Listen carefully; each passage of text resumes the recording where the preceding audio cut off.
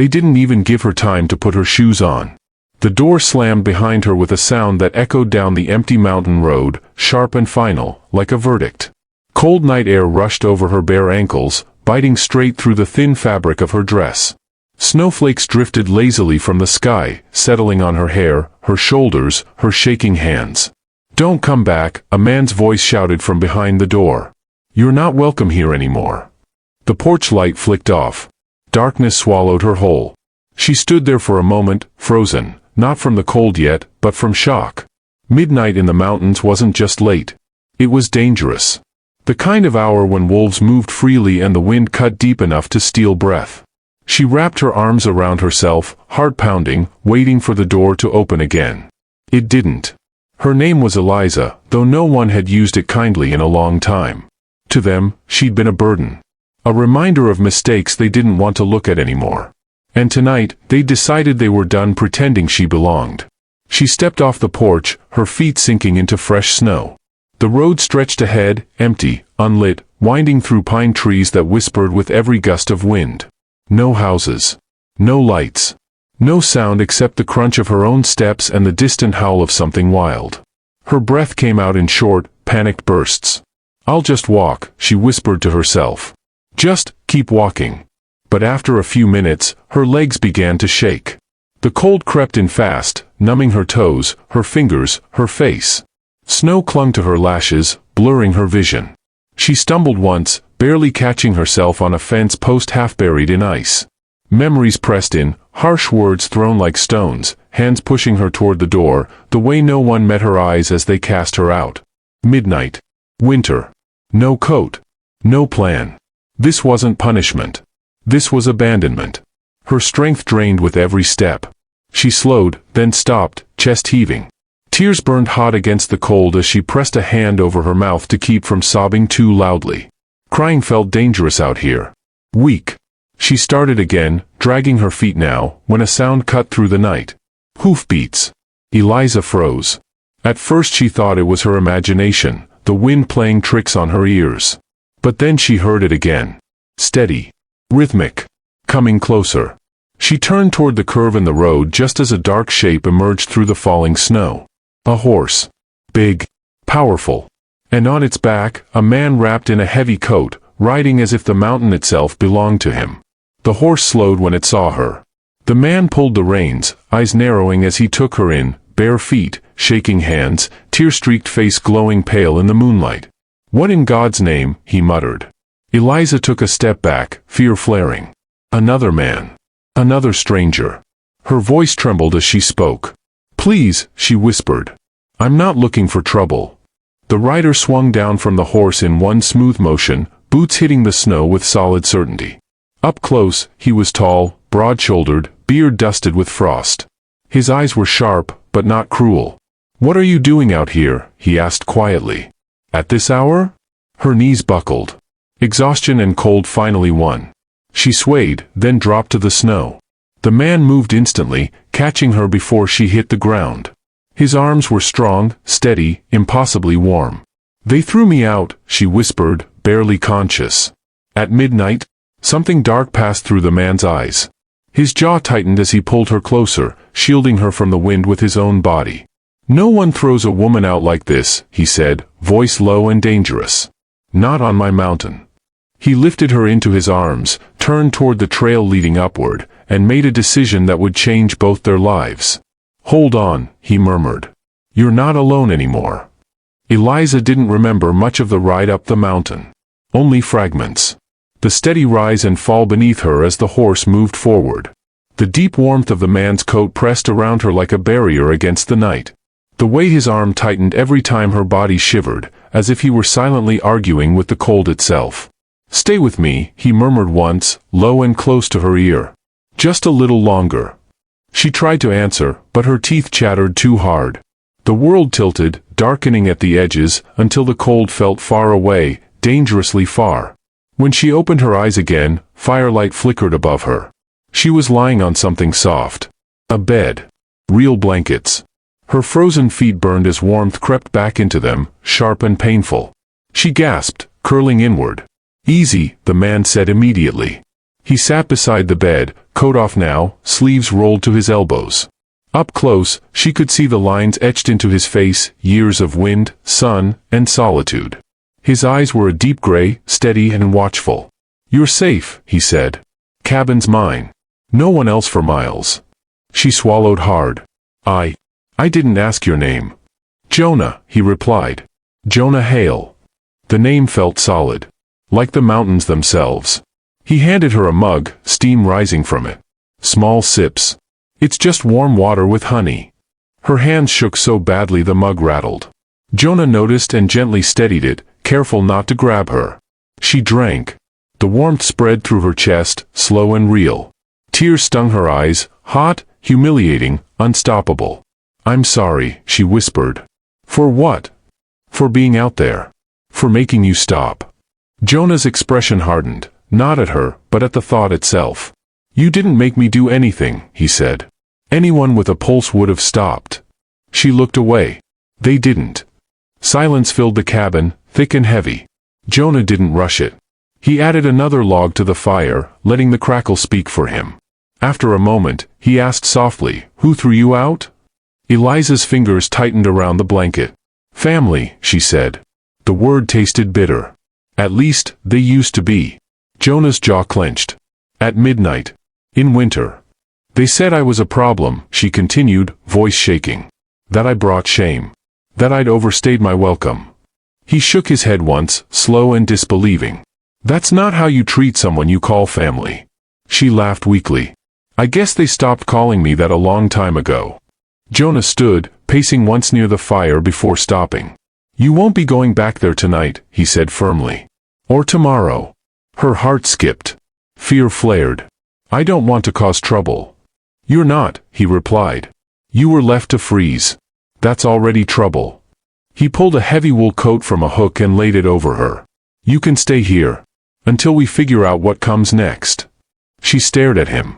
"Why?" Jonah met her gaze, something unspoken passing between them. "Because once," he said quietly, "someone closed a door on me when I needed it open." The fire popped. Outside, wind brushed against the cabin walls, but it couldn't reach her now. Eliza sank back into the pillows, exhaustion finally winning. As sleep pulled her under, one thought stayed clear in her mind. They had thrown her out at midnight. But the mountain had given her something back. A chance. Eliza woke to silence. Not the sharp, threatening silence of the night she'd been thrown out, but a gentler one. The kind that settled after snowfall, when the world seemed to pause and breathe. For a moment, she didn't know where she was. Then she felt the weight of real blankets. The steady warmth around her. The faint scent of pine smoke and coffee. She pushed herself up slowly, wincing as soreness rippled through her body. Her clothes were gone, replaced by a clean flannel nightshirt that was far too large for her. Her chest tightened. Someone had changed her clothes. Panic flared, but it faded just as quickly when memory returned. Jonah. The fire. The way he'd turned his back while setting the blankets out. She swung her legs over the side of the bed. Her boots sat neatly by the door, dried and cleaned. Even the laces were straightened. No one had treated her with this much care in a long time. She stepped into the main room of the cabin. Jonah stood at the small wooden table, pouring coffee into a chipped mug. Morning light filtered through the frost-lined window, casting pale gold across the room. He looked different in daylight, less like a shadow, more like a man shaped by years of hard choices. "You're awake," he said, turning slightly but keeping his distance. "How do you feel?" "Like I fought the mountain and lost," she admitted. A corner of his mouth lifted. "That means you're alive." He slid a plate toward her, eggs, rough-cut bread, something smoked and savory. I don't have anything to pay you," she said quietly. Jonah's expression closed a little. "You don't owe me." "That's what everyone says," she replied. "At first." He met her gaze, steady. "Then let this be different." She sat, hands hovering uncertainly before finally taking the bread. The first bite nearly broke her. Not because of hunger, but because she'd forgotten what it felt like to eat without fear. Outside, the wind picked up again. Jonah glanced toward the window. "Your people," he said carefully. "Do they know where you went?" Eliza shook her head. "They didn't care enough to ask." "Good," he replied. "Because if they did, they won't find you here." She studied him. You live alone? Have for years. Why? He didn't answer right away. He rinsed his mug, set it down, then said, because the mountains don't pretend. Something in his voice told her not to press further.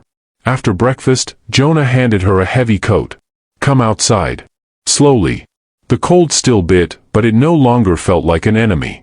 Snow stretched across the land in quiet waves, untouched except for a narrow trail leading away from the cabin. This is my land, Jonah said.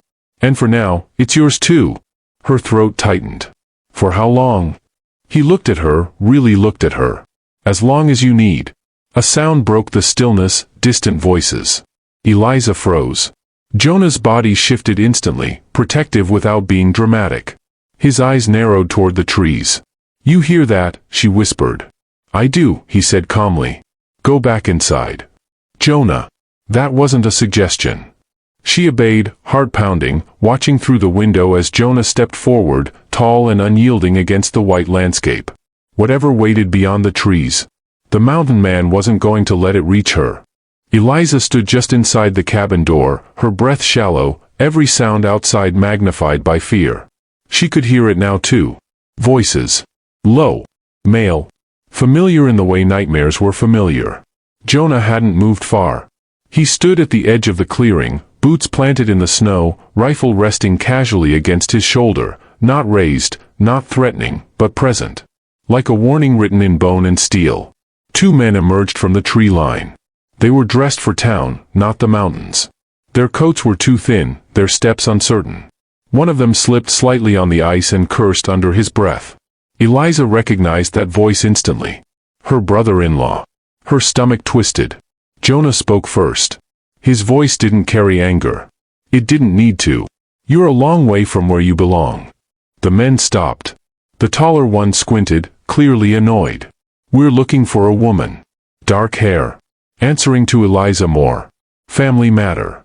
Jonah didn't turn his head toward the cabin. Didn't give them even a hint of where she was. No one like that here. That so? The second man sneered, taking a step forward. Because we followed tracks straight up this ridge. Jonah glanced down at the snow, then back at them. Plenty of tracks up here. Wolves. Elk. Desperate men who don't know when to turn back. The first man's jaw tightened. Listen, mountain man. She ran off in the middle of the night. She doesn't belong to you. Jonah's eyes hardened, not with rage, but with something colder. She doesn't belong to anyone. The words hit Eliza like a blow. Not painful, freeing. Her brother-in-law scoffed. You don't know what she is. She's trouble. Always has been. Her own family couldn't keep her in line. Jonah took one slow step forward. The snow crunched beneath his boot. Loud. Final. She came to my land half dead, he said quietly. Barefoot. Bleeding. If you were her family, you'd be ashamed to say her name out loud. Silence stretched. The men exchanged looks. The mountain wind howled between the trees, lifting loose snow into the air like white smoke. We're taking her back, the second man said, forcing bravado into his voice. Jonah's rifle never moved. But his hand tightened on the stock. You'll turn around, he said. And you'll forget this trail exists. And if we don't, the taller one challenged. Jonah's gaze never wavered. Then the mountain will teach you something your father didn't. Something in his tone, calm, certain, made the men hesitate. They were town men. Used to doors. Rules. Crowds. This place had none of that. After a long moment, her brother-in-law spat into the snow. She'll come crawling back. They always do. Jonah didn't reply. He simply stood there until they backed away, step by reluctant step, until the trees swallowed them whole. Only then did he lower the rifle. Eliza stepped outside, her legs trembling. They won't stop, she said. They never do. Jonah turned to her. Then neither will I. She searched his face. Why? The question slipped out before she could stop it. He didn't answer immediately.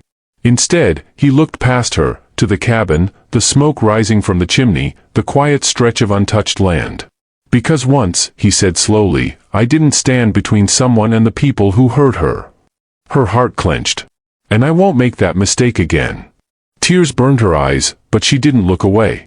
For the first time since midnight, since being thrown into the cold like she was nothing, Eliza felt something unfamiliar take root inside her. Not hope. Safety. And standing there in the snow, beside a man who had faced her past without blinking, she realized something terrifying and beautiful. Whatever was chasing her from the world below, it would have to come through the mountain first. That night, sleep wouldn't come. Eliza lay on the narrow bed, staring at the wooden beams above her, listening to the wind push against the cabin walls. Every creak made her flinch. Every distant sound felt like footsteps returning. She heard Jonah moving quietly outside, circling the cabin, checking the perimeter. Not restless, prepared. Finally, she rose, pulling the heavy coat tighter around herself, and stepped into the main room. Jonah was at the table, sharpening a knife by lamplight. The rhythmic scrape was steady, controlled.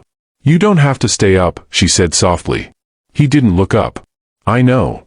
She hesitated, then sat across from him. The lamplight carved deep lines into his face, lines made by years, not age. "They won't give up," she said. "My uncle, my brother-in-law. They don't care what happens to me. They care about control. About what people think." Jonah stopped sharpening. "They hurt you," he said. "Not a question." Eliza swallowed. "Not just tonight. For years." The words felt heavy, but once spoken, they refused to stay quiet. They said I brought shame. That I needed discipline. That no man would want me unless I learned my place. Her voice cracked. "When my parents died, they took me in. And I learned what family really meant." Jonah set the knife down slowly. "They throw people away up here too," he said. "Just differently." She looked at him. "Is that why you live alone?" His jaw tightened. For a long moment, she thought he wouldn't answer. "I had a wife," he said at last. "Long ago. Before this cabin. Before the quiet." Eliza held her breath. "She got sick," he continued. "Winter trapped us. Roads closed. I went for help anyway." His voice stayed even, but something dark moved behind his eyes. "I came back too late." "I'm sorry," she whispered. "So am I." He finally looked at her. "That's why I don't make promises I can't keep." Silence settled between them, not awkward, not empty. Outside, the wind eased. Snow drifted softly from the trees. "Why did you help me?" she asked. Jonah didn't hesitate this time. "Because I know what it looks like when someone's already been given up on." Her throat tightened. "And if they come back?" "They will," he said plainly.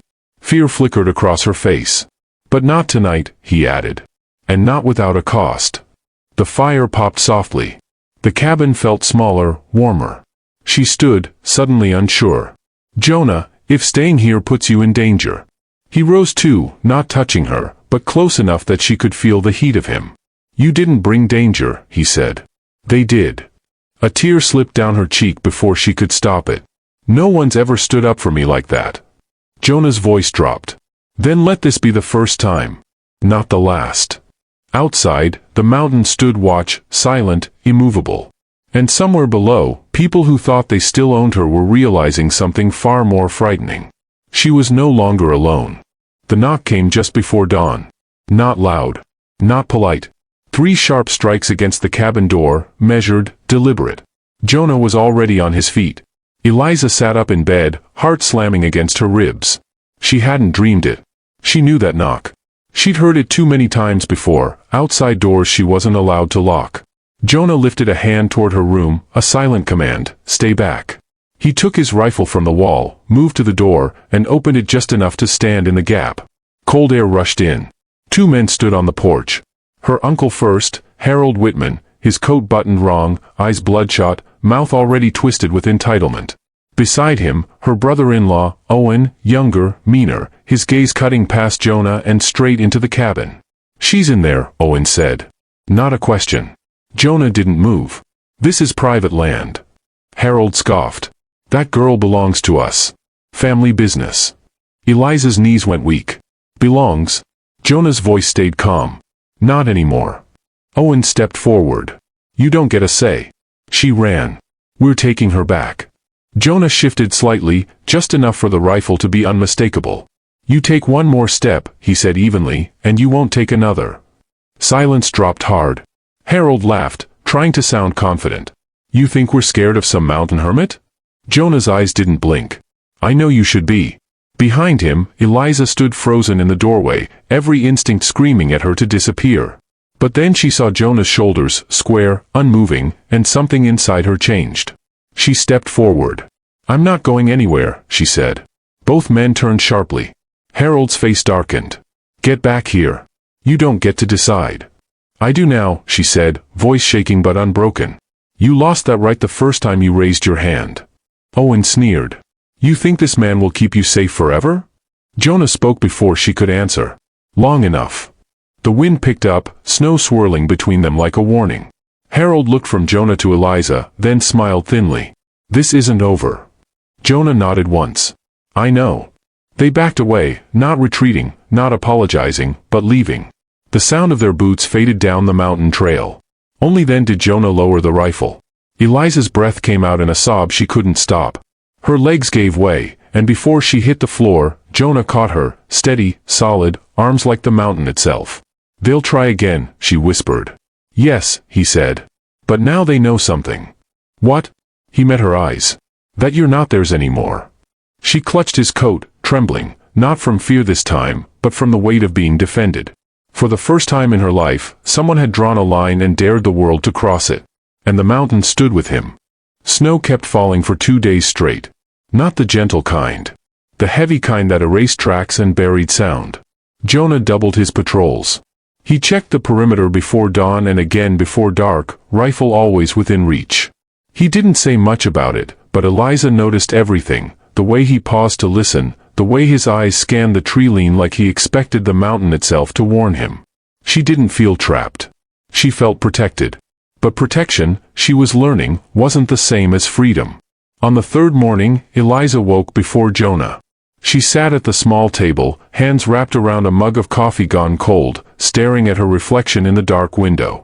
For weeks, she had let herself rest. Let herself heal. Let Jonah be the wall between her and the world. And she was grateful. But she didn't want to survive behind walls forever.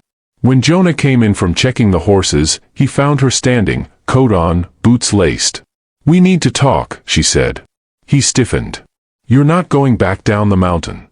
I'm not, she said quickly. But I can't keep hiding either. He studied her face, searching for fear. What he found instead unsettled him more. Resolve. They'll come again, he said quietly. I know.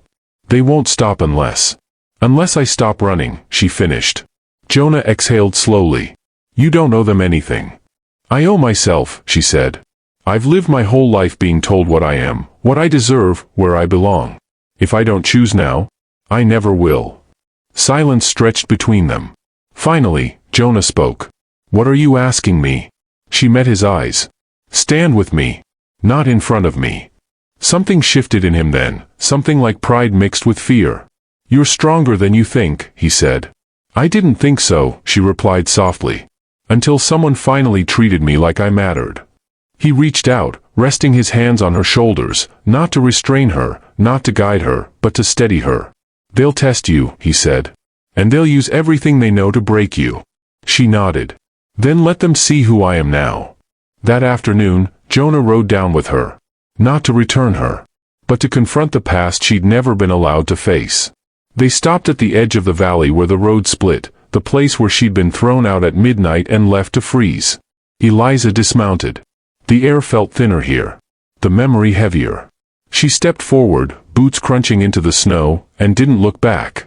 Jonah watched her go, heart pounding, not because she was weak, but because she was finally free. And freedom, he knew, was dangerous. The town hadn't changed. It still smelled of smoke and damp wood. Still watched too closely. Still judged before listening. But Eliza had. She walked beside Jonah into the small settlement like someone who no longer needed permission to exist. Her shoulders were straight. Her eyes steady. The bruises had faded, but the memory of them hadn't, and she no longer hid it. They found Harold and Owen exactly where Jonah expected them to be. Outside the boarding house. Drinking.